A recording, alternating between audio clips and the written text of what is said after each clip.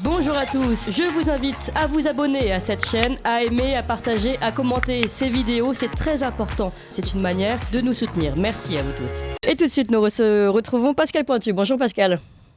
Bonjour Clémence. Vous êtes vice-président du mouvement de la ruralité, président régional du mouvement de la ruralité dans le Puy-de-Dôme. Et aujourd'hui, vous nous parlez, ça change, des escrologistes de Bruxelles. Oui, tout à fait. Cette semaine, celle qui vient de s'écouler, nous venons d'avoir 3 attaques contre le monde paysan, contre le monde agricole. Et les 3 attaques sont liées aux écologistes français avec l'aval de Bruxelles. Le premier des cas, c'est les néonicotinoïdes, qui est un véritable scandale pour la France, puisque en 2015, Madame Royale, la duchesse du Chabichou, avec sa secrétaire d'État à la biodiversité, une certaine Madame Barbara Pompili, ont rien trouvé de mieux que de pondre une loi sur la biodiversité interdisant les néonicotinoïdes.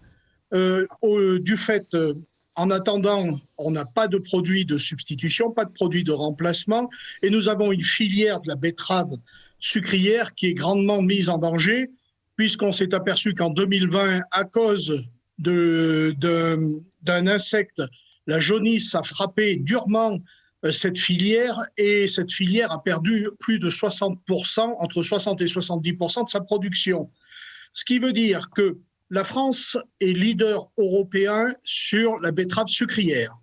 Nous avons un ministre de l'Agriculture français qui se refuse de donner des dérogations, alors que l'Allemagne, la Pologne, l'Espagne vont pouvoir jusqu'en 2033, avec un autre insecticide faisant partie de la famille des néonicotinoïdes, pouvoir pulvériser, et que pendant ce temps-là, la France enrobait ses semences et donc ne traitait pas les fleurs aux alentours ou les arbres mellifères qui se trouvaient aux alentours des plantations de betteraves sucrières. Et nous allons perdre le leadership de la production de sucre. Nous allons perdre la production de bioéthanol, puisqu'avec la betterave sucrière, nous faisons du bioéthanol. Et nous avons vu, là, tout dernièrement, que le bioéthanol a augmenté suite à la raréfaction de la campagne 2020 de la betterave sucrière. Et nous allons aller directement dans le mur, puisque la pulpe de la betterave sucrière sert aussi à la nourriture pour les animaux d'élevage.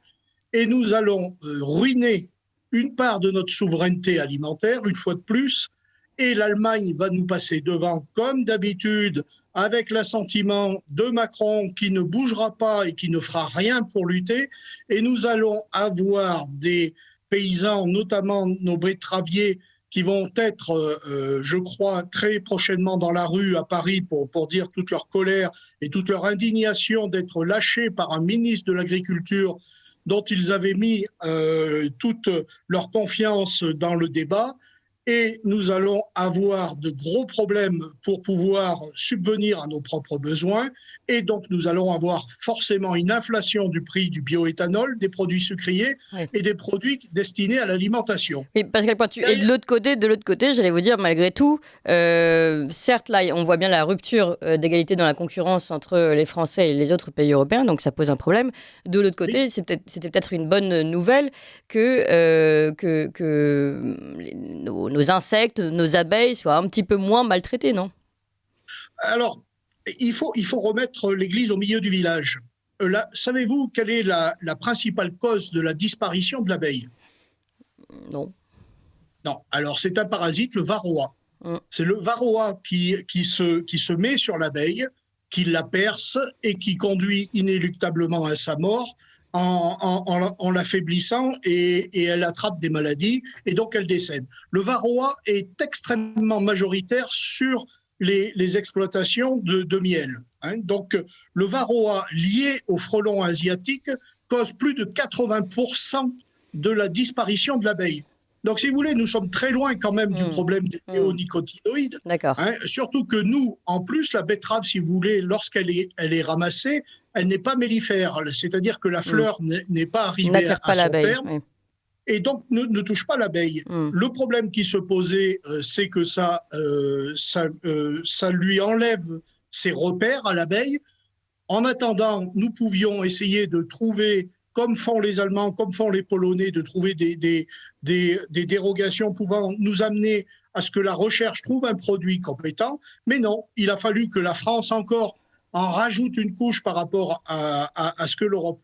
Par contre, je voudrais vous signaler aussi cette semaine le problème des volailles fermières. Oui. L'Union européenne va enlever la législation sur les volailles fermières, c'est-à-dire que nous avons plus de 20% de notre production dont on ne saura plus si c'est élevé en plein air, si c'est élevé avec des graines sans OGM et ainsi de suite. L'Union européenne tente d'enlever. Et derrière tout ça encore, les écologistes, les astrologistes, dont M. Caron fait partie, est en train de faire une proposition de loi pour interdire le transport de bovins, donc les broutards que nous élevons en moyenne montagne, à destination d'Algérie ou du Maghreb. Bon, on parlera de tout ça, Pascal. Ouais. On a bien compris le mouvement, en tout cas général, à enlever les législations sur les volailles fermières, alors que c'est justement un avantage et d'ailleurs plutôt un meilleur respect de l'animal. Et tout ça poussé par les écologistes. On continuera, on en reparlera, Pascal Pointu. En tout cas, c'était très intéressant. Et également votre éclairage sur les néonicotinoïdes, notamment concernant les betteravières. Merci encore. Vous appréciez cette émission? Alors aidez Radio Courtoisie à en produire d'autres en indépendance totale. Rendez-vous sur soutenir.radiocourtoisie.fr. Merci d'avance.